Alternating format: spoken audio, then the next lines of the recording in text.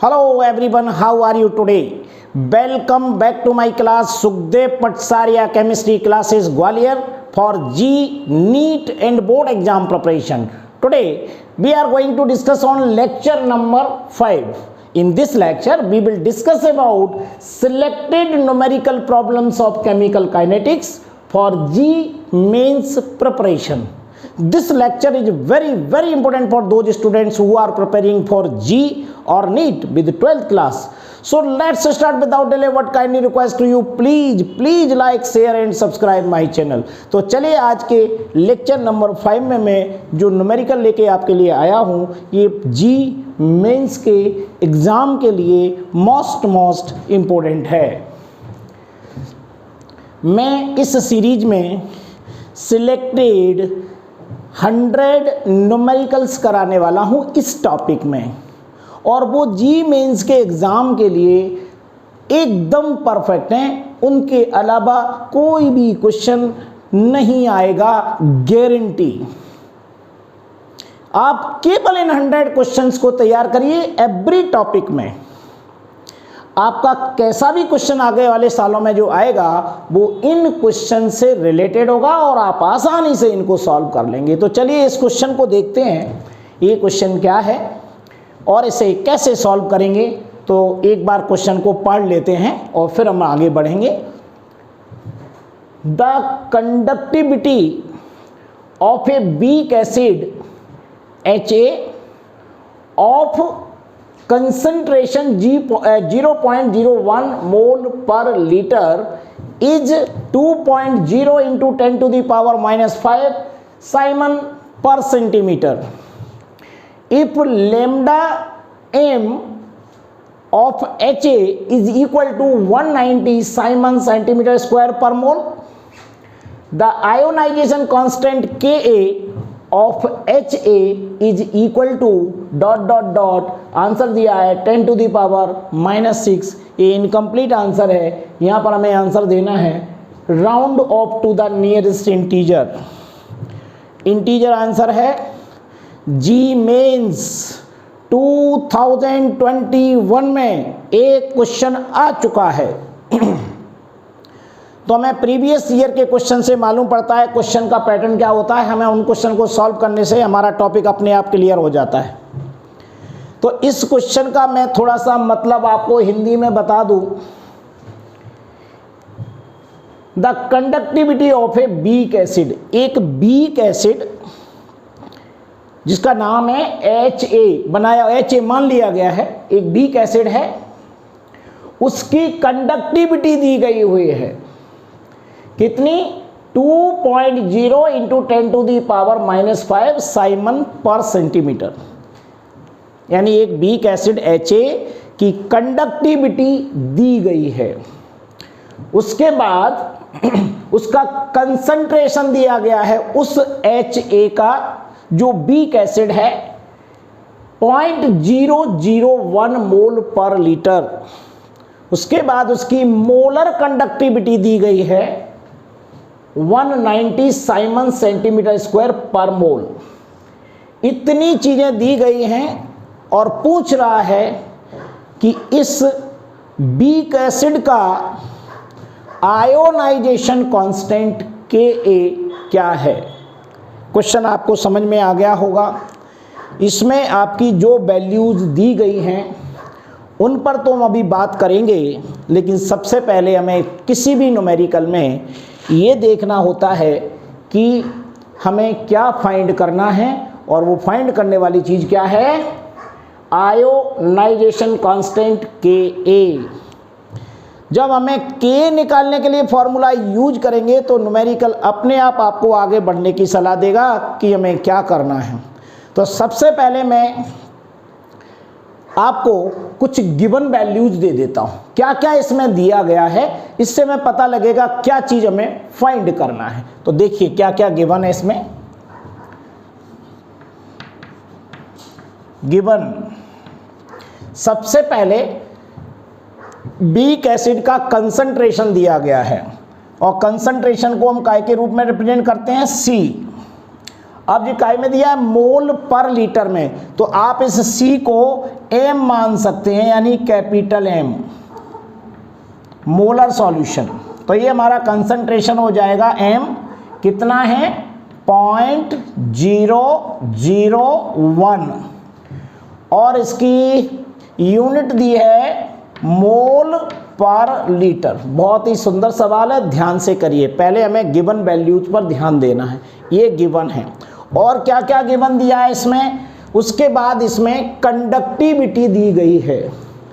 Conductivity की value, conductivity को काय के द्वारा रिप्रेजेंट करते हैं, कंडक्टिविटी को के, कप्पा के द्वारा रिप्रेजेंट करते हैं। और ये दिया है 2 × 10⁻⁻5 साइमन पर सेंटीमीटर, ये दिया गया है।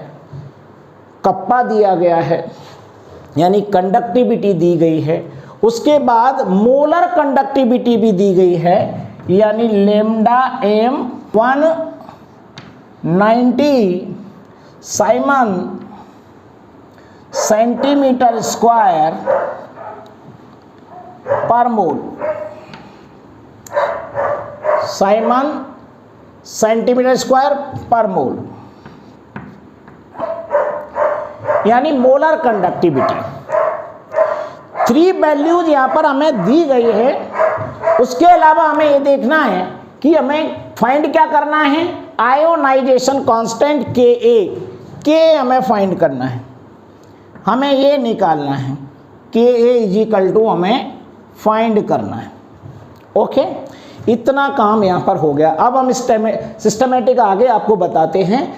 हमें सब लिखा हुआ कि आयोनाइजेशन कांस्टेंट कैसे निकालते हैं। तो जब हम Ha का आयोनाइजेशन करेंगे तो इसका फॉर्मूला आपको मैंने इलेक्ट्रोकेमिस्ट्री में बताया है कि जब Ha का आयोनाइजेशन करेंगे तो H पॉजिटिव और A नेगेटिव बनेगा। और इसका हम K कैसे निकालते हैं तो मैं अभी डायरेक्ट फार्मूला बताऊंगा, ये नहीं बताऊंगा ये फार्मूला कैसे आया है, ये मैं आपको थ्योरी में सिखा चुका हूं। तो ये फार्मूला होता है K का। सबसे पहले हम ये लिखेंगे, यहाँ नीचे से बना लेते हैं, आ जाएगा, sorry, K = C alpha square upon 1 - alpha. ये फॉर्मूला होता है Ka निकालने का। इलेक्ट्रोकेमिस्ट्री वाले टॉपिक में मैंने कोलराउस लॉ की जो एप्लीकेशंस हैं उसमें आपको कंप्लीट सिखाया है, आप वहां पर देख लीजिएगा। ये हमारा पहला फॉर्मूला है।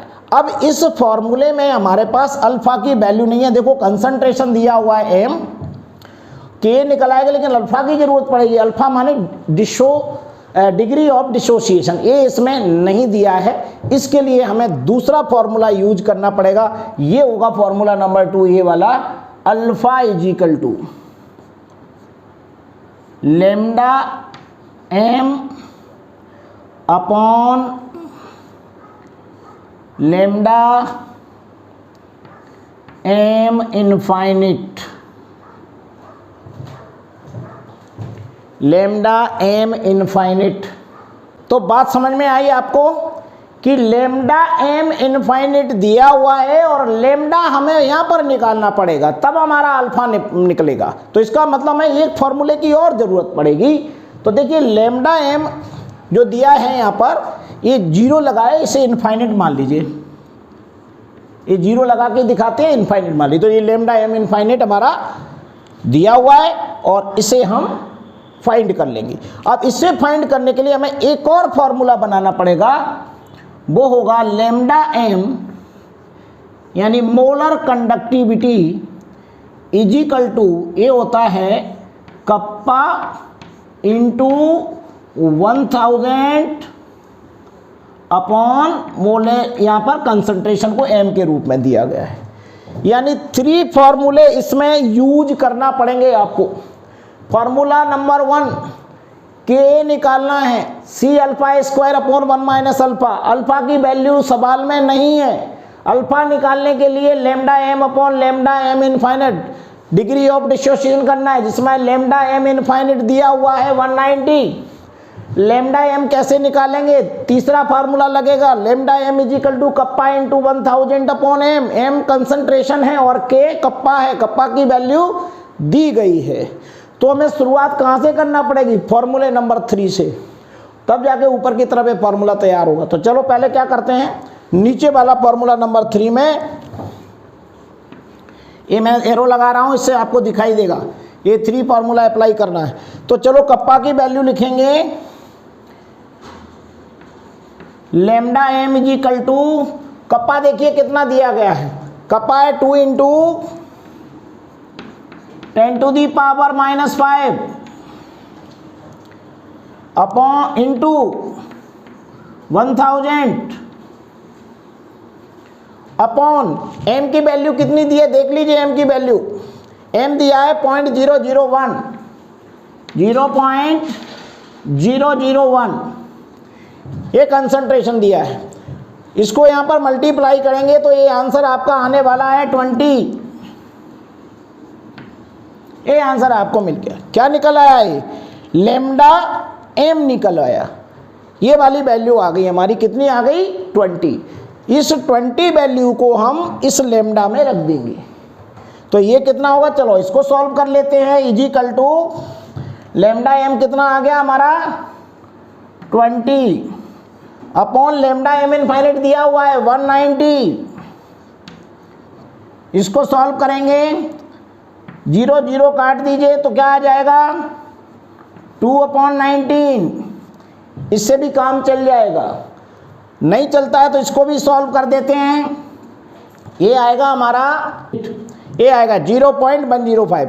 और अगर आपको सॉल्व करना आता तो डायरेक्ट आप अल्फा की वैल्यू 2/19 करके भी सॉल्व कर सकते हैं। अब ये हमारी अल्फा आ गया, ये लेमडा एम आ गया। अब आपको केवल इसमें अल्फा की वैल्यू रखना है। तो यहाँ पर क्या करेंगे, देखिए सी की वैल्यू दी गई है नीचे ये वाली, तो यहाँ पर सी की वैल्यू लिखूंगा मैं 0.001 इंटू अल्फा की वैल्यू मैंने ये निकाली है तो 2 बार लिख दीजिए इसको, 0.105 इंटू 0.105 या स्क्वायर करके लिख दीजिए, समझाने के लिए लिखा हुआ है। अपॉन क्या आएगा? 1 माइनस अल्फा, तो 1 की वैल्यू 1 और अल्फा की जगह क्या लिखोगे जो अभी हमने निकाला था? क्या निकाला है? 0.105। बस इसको सॉल्व करना है। सॉल्व करने पर जो आंसर आएगा इसका मल्टीप्लाई कर दीजिए या पावर करके लिखिए, आप अपने तरीके से सॉल्व कीजिएगा। इसका आंसर आपका आ जाएगा 12.3 इंटू 10⁻⁻6। ये पहले से लिखा हुआ है आंसर में, 10⁻⁻6 से पहले लिखा हुआ है। अपना आंसर जो आ जाएगा वो क्या आएगा? 12.3 और आ जाएगा, यानी पूरा निकलेगा आंसर आपको। तो 12.3 इंटू 10⁻⁻6 ये क्या आ गया? आयोनाइजेशन कांस्टेंट के की वैल्यू आ गई। तो यहाँ पर हमें लिखना पड़ेगा केवल क्या? 12.3। ये आंसर हमारा निकल आया। इस तरीके से सवाल आता है। तो इसमें मैंने आपको जैसे ये सवाल जो सिखाया आपको 3 स्टेप में, आपको भी ये सवाल ऐसे ही करना है, लेकिन सवाल में स्पीड मेंटेन करना पड़ेगी और कैलकुलेशन में टाइम ज़्यादा लगता है। अगर जैसे इस सवाल को सॉल्व करोगे तो इसको लिखोगे 10⁻⁻3, यहाँ पर इसको भी 105 इंटू 10⁻3, 105 इंटू 10⁻3, इसको ऊपर ले जाना 10⁻3। इस तरीके से आप पावर में कन्वर्ट करके इसको गुणा भाग जल्दी कर सकते हो। मैंने कई बार आपको बोर्ड पर सिखाया है इस चीज़ को। तो हमारा मेन आंसर क्या आ गया? 12.3। ये तो दिया ही हुआ था। तो ये सिलेक्टेड क्वेश्चन अगर आप मेरे साथ कर रहे हैं इस टाइप से, तो दोबारा अगर आपको ये क्वेश्चन इस टाइप का मिलता है तो आप फटाक से कर देंगे, कोई आपको प्रॉब्लम नहीं आएगी। तो चलिए, ये लेक्चर नंबर 5 आपको कैसा लगा मुझे कमेंट सेक्शन में जरूर बताइए। So thank you very much. Next lecture will be continue.